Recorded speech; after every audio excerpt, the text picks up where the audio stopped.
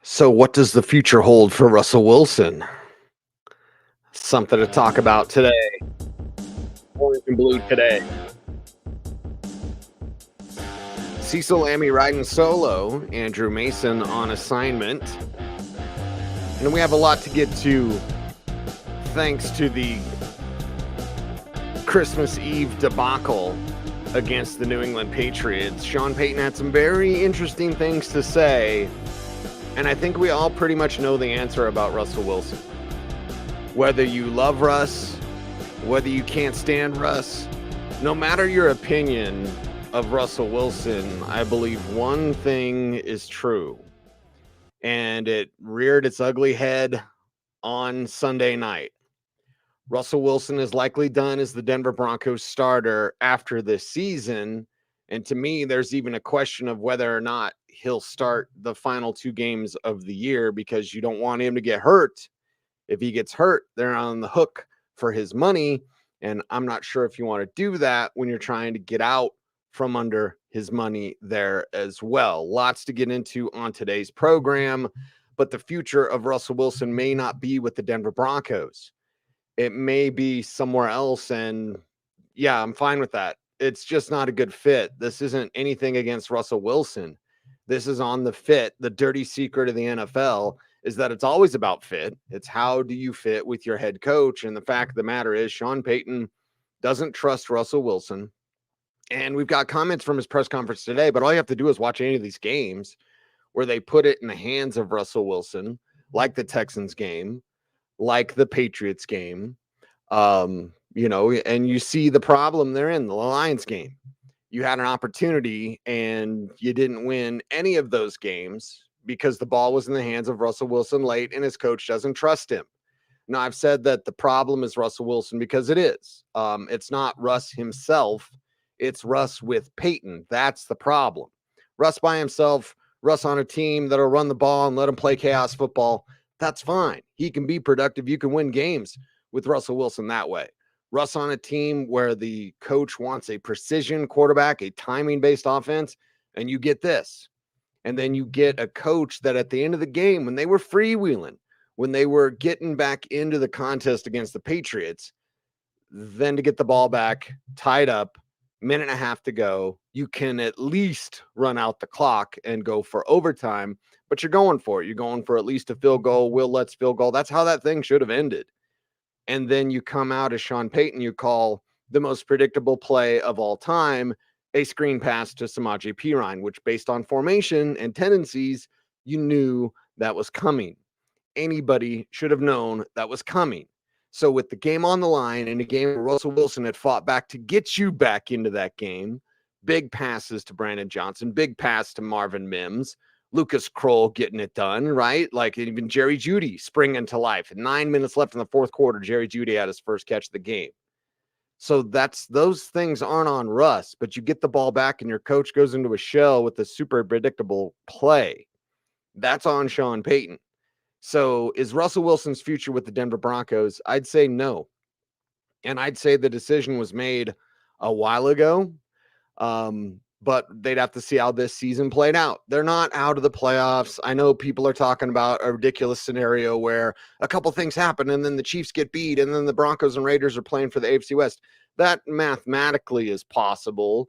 But as Kevin Garnett said, anything is possible. What's probable? Is it probable the Broncos win the AFC West? No. Is it probable the Broncos now with a 4% chance of making the postseason, is it probable that they make the playoffs? No. So what does that mean? That means you don't want to get Russell Wilson to get hurt and then you owe him a bunch of money. So perhaps Jarrett Stidham is your best option. And I understand there are people saying, put in Stidham and make a playoff run. Jarrett Stidham's not going to make those comebacks in the way that you saw with Russell Wilson. It's my opinion. Maybe he has a surprise game like he did last year. What was that, against the 49ers? Check out what he did against the Chiefs the next week. So have we seen Jarrett Stidham surprise in a start? Yeah. Could he do it again? Yeah. Anything's possible, but what's probable? It's most likely that if Jarrett Stidham plays, you're going to get a pretty boring offense. and you're probably not going to put your best foot forward. You could beat the Chargers. Okay. The Chargers aren't good and they've given up. The Raiders would be a different story. And say what you will about the Raiders, but they're responding to Antonio Pierce, to be sure. So that would be a different story. Would Jarrett Stidham give you the best chance? Probably. But what are you doing this thing with Russell Wilson for, and risking injury with Russell Wilson, who is a guy that never shies away from contact or doesn't really play with any regard for his own personal safety? It's not like he's out there sliding a bunch. He'll go for it. He'll run around. He'll hold on to the ball too long. All these things. So again, Russell Wilson's future may not be with the Broncos because Sean Payton is here and Sean Payton runs the show. Would someone else, insert whatever team, Atlanta, would Atlanta like Russell Wilson? Yeah, maybe. We'll see if Arthur Smith keeps his job. You know, is it possible you could trade him? Not with that contract. Could you rework the deal? Could you, waive the no trade clause? All these sorts of things. Yeah, maybe. But again, what are we staring at here? We're staring at a season that is lost. We're staring at a draft pick that's probably going to be a quarterback. And we're staring at a future for the Denver Broncos that does not include Russell Wilson at all whatsoever. It includes somebody else. I thought Russ and a rookie would be possible. I also thought they'd win out. The Lions game notwithstanding, but I thought they would beat New England. I pretty much imagine they'll beat the Chargers. And then the Raiders game, I'd sure like to see them beat the Raiders just because, well, forget the Raiders. But what's really going to happen now? Can you move forward with Russell Wilson when your coach doesn't trust him in clutch moments to be clutch as he was upon the comeback? And let me play this audio for you because Andrew Mason asked Coach Sean Payton about, can you learn anything from that late game surge that you can take forward? Payton says some very interesting things. We don't even need to really read between the lines, but just give this a listen and listen to Payton's answer. Is there anything you can take from that end game performance that can be applied to other portions of the game where it hasn't been as consistent? Yeah, I mean, it was more spontaneous. It was more spread empty. We got to the line of scrimmage. We were in a stage of the game where we weren't in hurry up 2 minute, but we certainly were up tempo, and a lot of it was empty, no back, and we made some plays. But it's hard to say you're going to make a living that way as your base offense. That last comment right there says it all. It's hard to say you're going to make a living with that as your base offense. You cannot play within chaos. You need to be special in moments. You can set up Russell Wilson. If Sean Payton was more willing to do that, this team would be in a better spot. So again, this is a Russell Wilson problem because Sean Payton's here. It's not a Russell Wilson problem because he can't play anymore. He's not what he used to be. You can win games with him, but this is Sean Payton basically telling you what he needs from this offense. And what he needs from this offense is what Russell Wilson cannot provide, because what the coach wants is timing and rhythm and something you can count on. And the way Russell Wilson plays, it's more chaos, and you're down and you're fighting back, and he's running around, he's making plays, he's holding on to the ball, he's waiting for receivers to get open. And I honestly agree with Sean Payton. You can't count on that as your base offense. But couldn't Russ do a little bit more? I've made that conversation, I've made that question available before to the ether, and I'm just not going to do it again. I think we know, Sean Payton could craft something a little better for Russell Wilson. He doesn't have to limit him so much. He doesn't have to limit him like a kid, like a high school quarterback, but he's not going to do that. We would have seen that already. And we saw it earlier in the year. He does something, Russ can't do it. And then it's like, he doesn't go to it again at all. David says something perfect here. This is not about love or hate. It's about the fit, and there isn't one. That's the thing. And that's what, when people come out, and I understand the nature of, talking heads, sports talk radio, and anything on First Take, I Said It First, whatever, all these God blessed shows are, where you're like, Russell Wilson sucks. Russell Wilson doesn't suck. Sean Payton sucks. Sean Payton doesn't suck. These guys just can't work together. And it's on Sean Payton because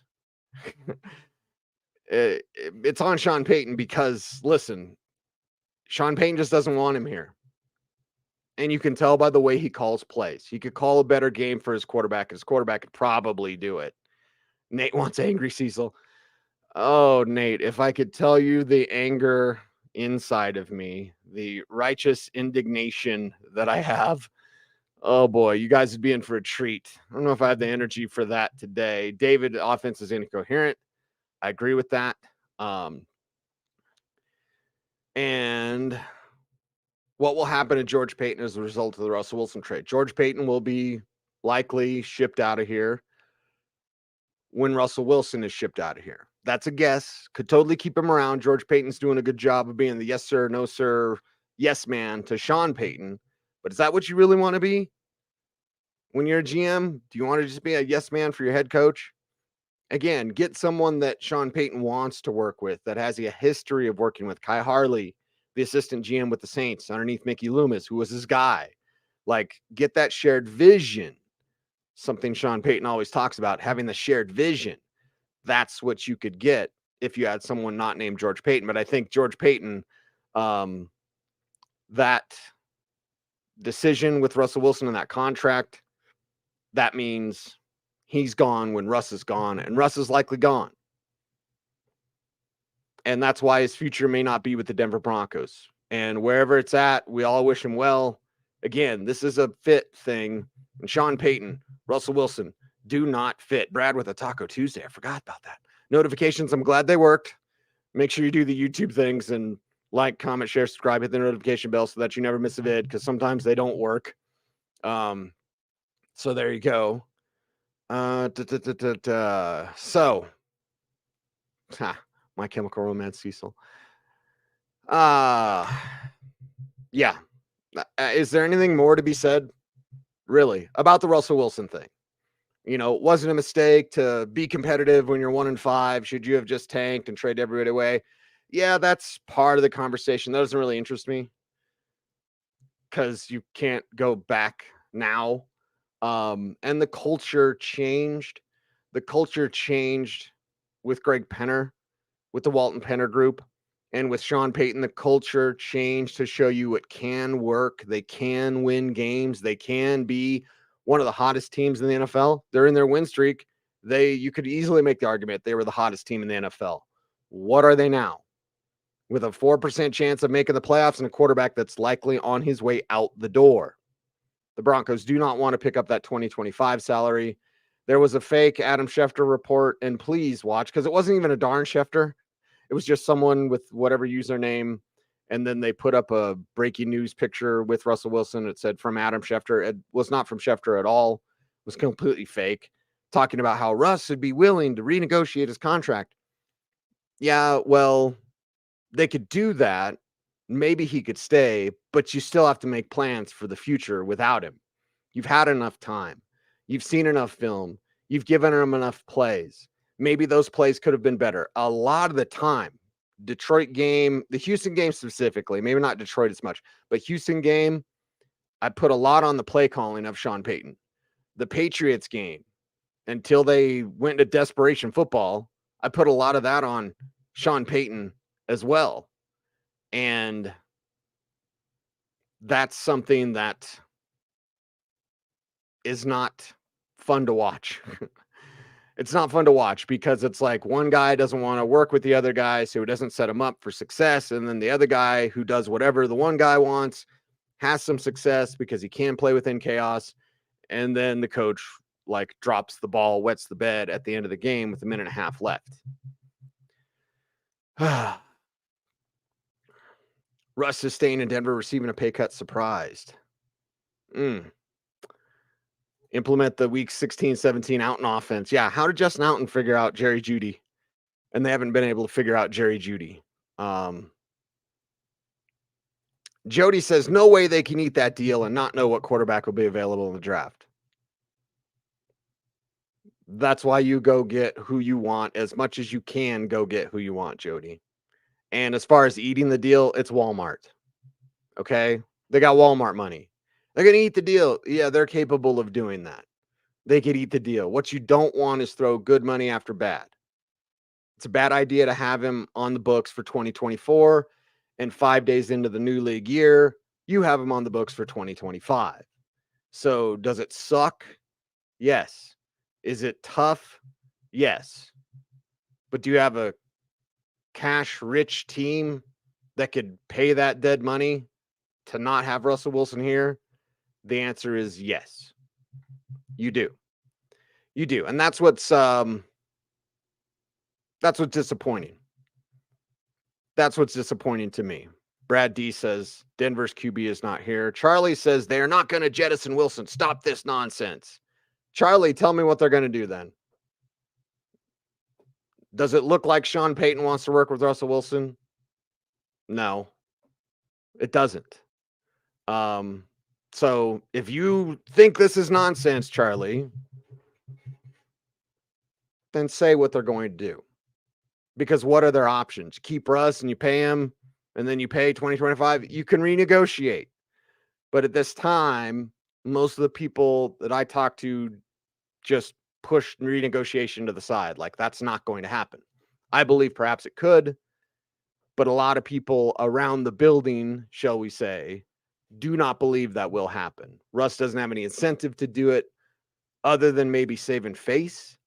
But do you want a quarterback that's taking a pay cut or taking most in a bonus? He's not going to get away from any of the guaranteed money. He would never do that. But would you have a quarterback that renegotiates his deal to save face so that he can stay here and get replaced by a rookie anyway? Because I've felt Russ and a rookie, they're going to win out. It's going to be Russ and a rookie. Now it may just be a rookie. And yes, to Jody's point, you don't know who's going to be there. Okay, I don't know if I'm going to get hit by a bus when I drive to the gas station. But I'm going to go to the gas station, right? They're going to go get a quarterback. That's what they're going to do. What do you want, Gardner Minshew? Nobody wants that. So is everybody afraid to lose their job? Everybody's afraid of Sean Payton. I'll say that. Tommy, wherever he goes, he will be better off. Yeah, because it'll be a connection with the coach. The coach will want him for the most part, whether that's Atlanta or whoever. Who knows where that is? But I like what Matthew says here. Jaden Daniels must be a Broncos. Too bad he might be a top 10 pick, maybe even top 5 pick. We're a little bit early. It is after Christmas. Hope everyone had a Merry Christmas. But, yeah, we're setting up the draft boards now. Jaden Daniels may be a top 10 pick. Could the Broncos move into the top 10? Sure, they could. They're going to, move on from some guys via trade and maybe not being able to afford them. They may not be able to afford a Lloyd Cushenberry. Maybe you could rework a Garett Bolles deal, give him a bonus, lower his cap number, something like that. Keep Garett Bolles around. He's done a good job. RJ says something that some people will start thinking of. Does anyone but me think Sean P may not be the answer? Well, it wasn't their first choice. They wanted D'Amico Ryans. And the thing is, and here's RJ where I will agree with you, but I'll disagree with you at the same time. He's the answer they've got. Okay. Could he not be the answer? Yes. Again, hit by a bus. Okay. He could not be the answer, but Greg Penner trusts him completely. Greg Penner is basically being taught football and the business of football by Sean Payton. So they're going to give Sean Payton every resource that he can to build the team that he wants to build. So could Sean Payton not be the answer? Yes, that's 100% correct. But he's the answer they have, and they're going to give him every chance to fail. It would have to be completely obvious, or Payton himself would have to walk away before this ownership group would move on from the guy that they're entrusting with everything. They may wash out Russell Wilson and all that money because of Sean Payton. They may move on from their general manager who gave Russell Wilson that obnoxious contract because of Sean Payton. So could Sean Payton not be an answer? Yes, of course. But he's their answer, and he's going to be here a hell of a lot longer than Russell Wilson is. So, Alex, this is perfect. Has to know what he's doing wrong. He doesn't want to look in the mirror. Sean Payton, he's a bit arrogant. He's a bit tyrannical. Okay. That's what he's going to do. And he's not going to point the finger at himself. He's going to point the finger at Russell Wilson and say he can't do what I want him to do. Paul brings it up, oil and water. Right. It's oil and water. That's what it is. What it do, Wayne Gretzky's bodyguard? Good week of practice? Yeah, maybe. Maybe. Russ is here for 1 year period, so all of you calm down. I don't know who's excited about this. I'm more disappointed and frustrated than anything. That's the thing. Alex says, we ain't getting one of these top quarterbacks. Well, the Bills got Josh Allen, and they moved up to get him. The Chiefs got Pat Mahomes, and they moved up to get him. Like, the key is moving up. The key is not sitting at 14 or wherever they're at right now. The key is moving up. That's the key. You want your guy, go get your guy. The Chiefs move up 16 spots with the Bills, by the way. It was the Bills that traded that pick that became Pat Mahomes. The Bills move up a few spots to get Josh Allen. So there you go. How do you know that he became? Are you Sean Payton? I do know some top people that watch this show, so I appreciate them for watching this show. I know some people around the league that watch this show, so I appreciate that. I won't tell you who, but yeah, it's nice. It's not Sean Payton. As far as I know, Sean Payton doesn't watch anything outside of football and more football. So I don't think Sean Payton's on YouTube very much watching Orange and Blue Today. That's just a guess. And nothing is guaranteed, and these quarterbacks are the answer either, right? But that's the thing. These other quarterbacks are Sean Payton's quarterback, whoever that next quarterback is. Even God forbid if he just promotes Jarrett Stidham and then Stidham's his guy. Well, that's Sean Payton's guy. So at the end of the day, we have to resign to the fact that Sean Payton's going to find his quarterback. It's not Russell Wilson. But whoever that next one is, there's no guarantees. Okay, that's fine. But it's going to be Sean Payton's quarterback. And for me, I want to see what that looks like. I would have rather have seen Russell Wilson work out with Sean Payton. That was the best answer for the Denver Broncos.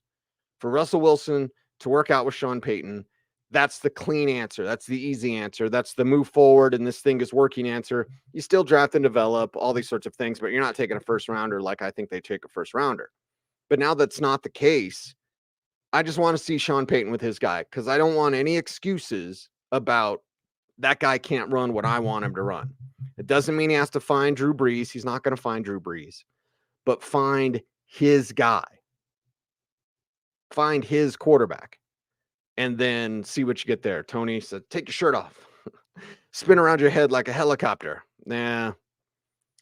There you go. Sup Broncos country for Eddie. Picking late. I believe, is it Tankathon? I'll just look at it right now. I believe it's Tankathon where it's got the draft order, 2024 NFL draft order. The Broncos are 14 right now. So Chicago's 1, Arizona's 2, Washington's 3, New England's 4. They fell from number 2 to number 4 with that win over the Broncos. The Broncos are 14, and they're Atlanta. So there is, how many 7 and 8 teams? Looks like 6, 7 and 8 teams. And 2 more games left. This could change. You could have a maneuvering of things. I imagine they'll be 1 up, 1 down. Beat the Chargers, lose to the Raiders. So now, okay, you're 8 and 9. Hate the 17 games, but you're 8 and 9. Now you're sitting there around 14. Again, I think they're going to kind of be where they're at right now. What does that mean? It means you're going to have to move up. Or you're going to have to take a chance on a quarterback like Penix, who's been banged up with multiple injuries. And you're going to have to take a chance that he stays healthy. That's pretty uncomfortable as well. Sports Fanatic says, doesn't matter. None of us truly know anyway. We'll have to wait and see. That's true. We'll have to wait and see. But the evidence is right in front of us. All we have to do is listen to Sean Payton. All we have to do is watch him call plays that are generic and elementary and really kind of insulting to his quarterback. The way Sean Payton's treating Russell Wilson is insulting to a quarterback. I'd rather see him call complex stuff and then Russ fail at that than him call super simple stuff and then Russ fail at that because he doesn't trust him like You could trust him a little bit more. I want you to listen to this again. We have to wait. Nobody knows truly the future of Russell Wilson, but it doesn't look good. Listen to Sean Payton here when he talks about they have a average to below average offense. Yeah, I think, and you bring up a good point. I think so many times when we look at some of that stuff, it's self-inflicted problems, and that has to get cleaned up. That's communication. That might be having to reduce. Is there too much in? But look, right now we're average to below average, I would say, in a lot of things offensively, and it's not good enough. Right now, we're average to below average, and it's not good enough. There you go. Straight from the horse's mouth. And then he said, do we have to reduce things? Like, that's him answering a question from this morning. Like, I don't know. If we have to reduce things, we have too many things in. How much more can you reduce it from this high school level offense? Because you don't trust your quarterback. Like, again, that says it all. And it's not about Russell Wilson. It's about the fit. Clearly, his coach does not trust him. Clearly. And to have those comments of maybe we need to reduce things, maybe it's too complicated, that's insulting to Russell Wilson. It's not directly insulting, but it's insinuating his quarterback can't run what he wants to run because his quarterback can't run what he wants to run. So again, nobody knows for sure, but we can gather clues and we can take our orange and blue colored glasses off. Although these glasses aren't orange colored, they're more yellow. They're blue blockers. Anyway, it's disappointing. This season's disappointing. And that's my final kind of thought on that. And it's sad. It's sad that it's come to this because Sean Payton's a good coach. He's got his own way. Russell Wilson's a decent enough quarterback to win games with, but Russ wants to work with Sean. Sean doesn't want to work with Russ. That's it. So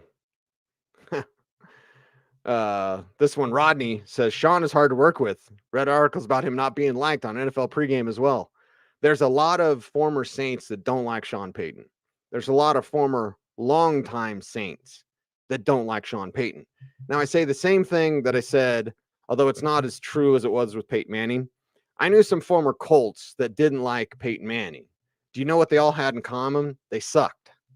They were players that weren't real good. And that's why they didn't like Peyton Manning, because Peyton Manning demanded so much about you. Peyton Manning was a tyrant. And I love Peyton. I consider him a friend. But he'd probably tell you himself, yeah, he was tyrannical. I've often said he ruined Cody Latimer, ruined his confidence. Cody ended up being an okay player, a good special teams player, decent for the Giants, but never what he was supposed to be with Denver because Peyton Manning broke him because you had to be wired a certain way to play with Peyton Manning. You have to be wired a certain way to play with Sean Payton. Now, the problem is with Sean Payton and the difference, the guys that I know that don't like Peyton Manning that played for the Colts suck.